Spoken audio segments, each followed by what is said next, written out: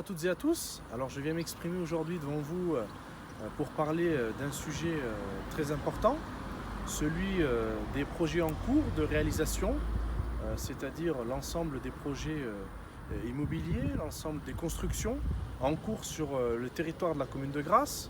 On voit bien que la totalité de ces projets sont destinés exclusivement au logement, au résidentiel.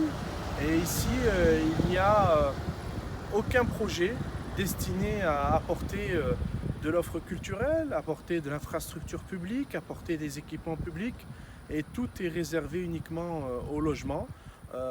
En face, nous n'avons pas d'emplois nouveaux créés, nous n'avons pas de places en école, de places en crèche, d'augmentation de services publics, etc.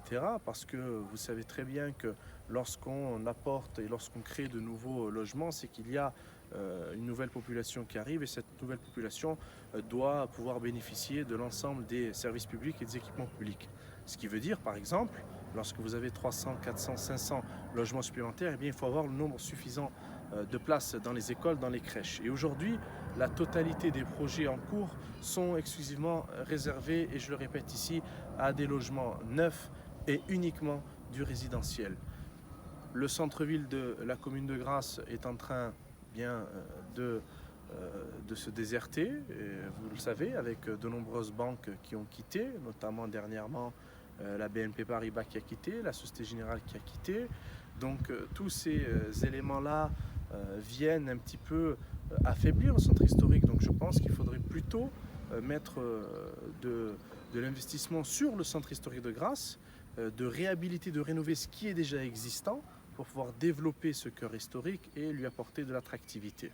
Alors ici, vous voyez, nous sommes sur le secteur de Clavarie, devant l'hôpital de Grasse, et on a un programme immobilier neuf.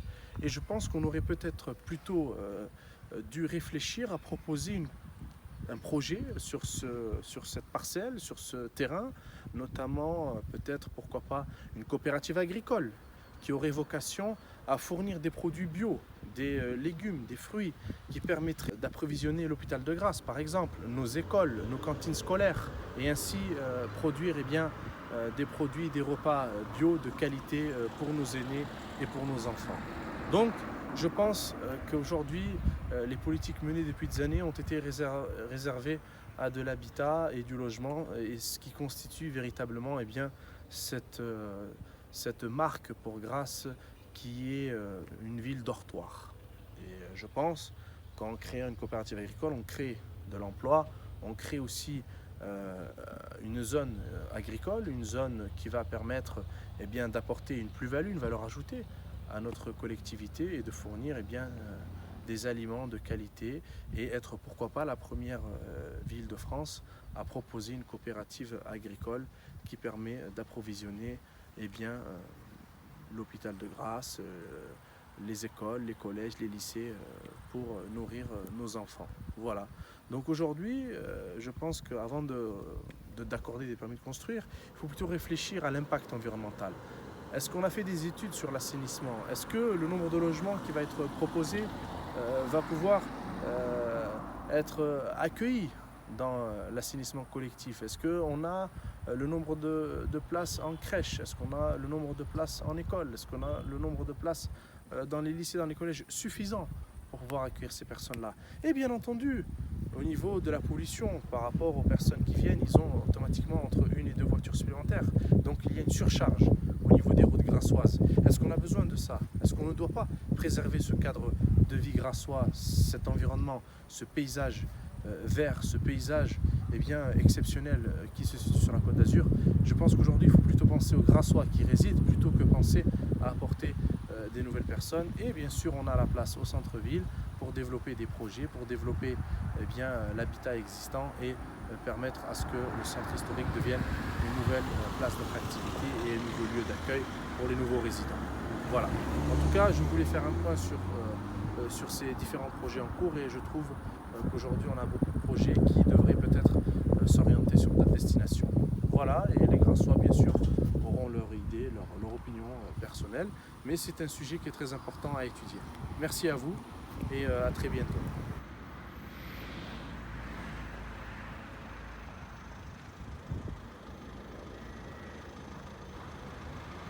Encore ici, du béton, comme vous pouvez le voir sur ce quartier qui est pas loin de l'hôpital Clavari. Nous sommes sur l'avenue Emmanuel Rouquier. Donc là aussi, un complexe exclusivement réservé aux résidentiels. Je pense qu'ici, on aurait pu peut-être programmer un parc floral, un parc de jardin pour les habitants de ce quartier. Parce que, encore une fois, ici, je pense qu'il n'y a pas eu d'étude d'impact au niveau de l'assainissement et je pense qu'il va y avoir au moins 1000 voitures supplémentaires sur les routes à la sortie de la voie rapide, la pénétrante Cannes-Grasse. Donc je pense que sur cette parcelle-là, il fallait plutôt mettre en place des projets, des perspectives plus écologiques, plus orientées vers la préservation de notre paysage, notre cadre de vie. Je pense qu'aujourd'hui, Grasse n'a plus besoin de bétonisation à outrance comme il se passe ici sur ces parcelles. Voilà donc des vérités, des constats que nous faisons et on espère à l'avenir qu'on puisse orienter Grasse sur d'autres perspectives plus écologiques, plus respectueuses de l'environnement et plus adaptées à notre mode de vie et bien sûr à la qualité de vie à Grasse. Alors ici encore du béton sur le quartier de Saint-Antoine, des complexes résidentiels. Moi je pense qu'on aurait plutôt tendance à peut-être réfléchir à une partie en zone verte pour des jardins, pour un parc pour enfants et éventuellement agrandir un complexe scolaire sur ce quartier-là qui a tendance à se développer et où on sait, et les habitants l'ont exprimé de ce quartier, qu'il y a un manque de place au niveau de l'école primaire de Saint-Antoine. Voilà, ou peut-être faire un complexe avec une école primaire, une maternelle et éventuellement une crèche pour apporter du service public aux habitants de ce quartier. Voilà, donc comme vous pouvez le voir, toujours du béton. Encore ici, de la bétonisation massive sur ce quartier de Saint-Claude, à côté de l'école primaire Pradestan, dans un quartier qui est quand même dédié à l'enseignement, au scolaire, avec le lycée professionnel, notamment le lycée Chiris, le lycée de Croisset. Et je pense que cette zone-là, ce terrain-là aurait dû être destiné à agrandir, à développer les établissements scolaires de notre ville. Et je pense que apporter du résidentiel et des logements supplémentaires sans apporter de places supplémentaires va engendrer bien entendu des problématiques. Voilà, donc encore une fois un constat. Encore bien sûr un autre programme immobilier. Par contre, ce programme est ici au centre historique de Grasse, sur le boulevard Émile Zola. Et encore une fois, du béton à outrance. Je pense que dans ce quartier-là, qui a une difficulté, une problématique au niveau de la circulation, les riverains nous l'ont témoigné, exprimé lors de notre consultation citoyenne, je pense qu'on aurait peut-être mieux fait de réserver cette zone-là pour créer un jardin public par exemple, ou bien diviser cette parcelle en deux pour apporter peut-être une crèche, un équipement public qui manque et réserver éventuellement ces investissements pour améliorer, rénover le cadre de vie en centre historique. Et là, voilà, vous voyez encore un chantier dans le centre historique de Grasse, donc une preuve supplémentaire de la bétonisation massive de Grasse. On n'a plus de place, d'espace vert, d'espace d'oxygène, d'espace qui permettent aux Grassoises et Grassoises de respirer.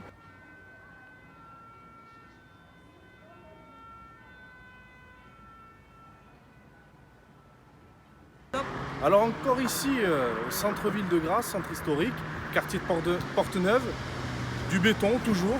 Je pense que sur cette zone-là, on aurait peut-être mieux fait de créer un jardin public, éventuellement une exploitation de roses, notamment avec l'inscription de la ville de Grasse au patrimoine immatériel de l'UNESCO. Et là encore, du béton, toujours du béton.